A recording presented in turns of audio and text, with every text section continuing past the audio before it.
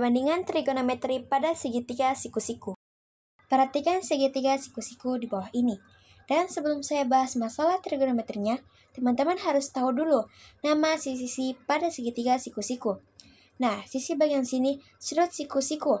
Ya, sisi yang membentuk sudut siku-siku ini dikatakan sebagai sisi siku-siku.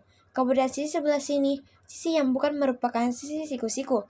Ini adalah sisi terpanjang dikatakan sebagai sisi hipotenusa. Nah, untuk mempermudah teman-teman mengingat perbandingan trigonometri ke depannya, kita kasih istilah baru untuk ketiga sisi ini. Tapi sebelumnya kita kasih sudut dulu. Misalnya sudut di sini sudut alfa. Nah, sisi yang berada di depan sudut dengan sudut alfa, sisi di depannya yang sebelah sini, ini kita kasih namanya sebagai sisi depan. Kemudian yang sebelah sini kan ada di sampingnya. Sudut ini kita kasih nama sisi samping. Dan sisi hipotenusanya, sisi terpanjang ini kita kasih nama sisi miring. Ingat ya, sisi depan, samping, dan sisi miring. Dan saya tegaskan sisi miring ini, yang kita sebut sisi miring bukan karena posisinya miring. Tapi sisi miring ini adalah sisi terpanjang atau hipotenusa. Jadi, kalau segitiganya seperti ini, sisi miringnya bukan ini. Teman-teman, tapi sisi terpanjang berarti ini sisi miringnya. Ya, hipotenusanya sisi selain sisi siku-siku. Oke, nah sekarang kita bahas perbandingan trigonometri yang utama. Ada 3, yaitu pertama sinus atau kita sebut aja sin-sinus atau sin-sin alfa. Di sini adalah perbandingan sisi depan per sisi miring. Ya, depan kita bagi dengan sisi miring atau kita tulis demi depan per miring, ini disebut sebagai sin alfa. Kemudian perbandingan trigonometri yang kedua, ada yang disebut dengan kosinus atau kita singkat kos-kosan alfa. Itu perbandingan sisi samping per sisi miring. Jadi kita tulis aja sami samping per miring, ini samping, ini miring. Dan yang ketiga ada dengan tangan atau biasa kita tulis sebagai tan alfa. Ini perbandingan sisi depan para sisi samping atau kita tulis desa. Oke, jadi cara mengingatnya, teman-teman ingat kalimat ini. Sindemi, kosami, tandesa. Gampang, ingat sindemi, yosami, tandesa. Untuk contohnya, perhatikan berikut ini. Perhatikan segitiga siku-siku di bawah ini. Diketahui ini segitiga siku-siku ya. Sisi siku-sikunya ada 2. Dan 3 ini sudutnya alfa. Sebelumnya beta. Nah, kemudian yang ditanyakan tentukan nilai dari sin alfa, cos alfa, dan tan alfa.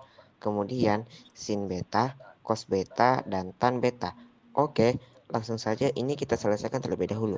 Untuk mempermudah, kita kasih nama ketiga sudutnya ini sebagai A, B, dan C. Ini kita anggap sebagai segitiga ABC. Untuk mencari perbandingan sin dan cos, kita memerlukan sisi miring atau hipotenusa. Jadi, sisi hipotenusa atau sisi AC di sini wajib kita cari terlebih dahulu. Cara hipotenusa itu adalah akar dari jumlah kuadrat sisi siku-sikunya, atau bisa kita tulis AC sama dengan akar dari 2 kuadrat ditambah 3 kuadrat. 2 kuadrat itu 4, 3 kuadrat itu 9. 4 tambah 9 itu kan 13. Jadi sisi AC-nya itu akar 13. Atau kita tulis panjang. Sisi AC itu akar 13. Sekarang kita cari nilai sin, cos, dan tan. Kita mulai dari sin. Sin alfa.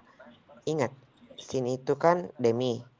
Perbandingan sisi depan per sisi miring. Miringnya akar 13. Jadi sin alfa itu 2 per akar 13. Nah, jika menemukan akar sebagai penyebut ini, sebaiknya teman-teman rasionalkan ya.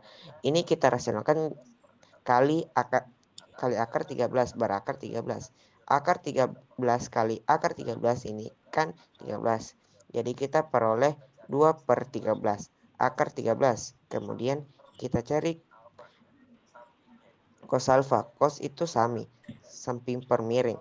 Ini alfanya sampingnya itu 3 dan miringnya akar 13.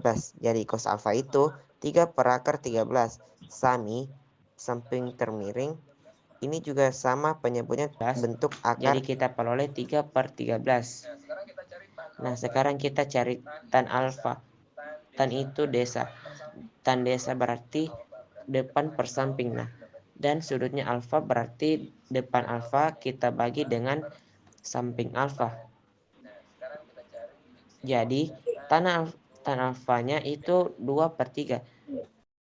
Nah, selain 3 perbandingan, selain sin cos dan tan ada 3 perbandingan lainnya, yaitu coscan, seakan, dan kotagen. Untuk polsekan biasa ditulis CSC. Ini coscan alfa, coscan itu sebaliknya dari sini. Ya, jadi coscan alfa ini 1/sin alfan. Jadi kalau si itu depan per miring, maka coscan ini sebaliknya sisi miring kita bagi dengan sisi dengan. Kemudian yang kelima ada yang disebut dengan secant atau kita tulis sec alpha. Secant alpha ini sebaliknya dari cos, jadi secant alpha itu 1/cos alpha.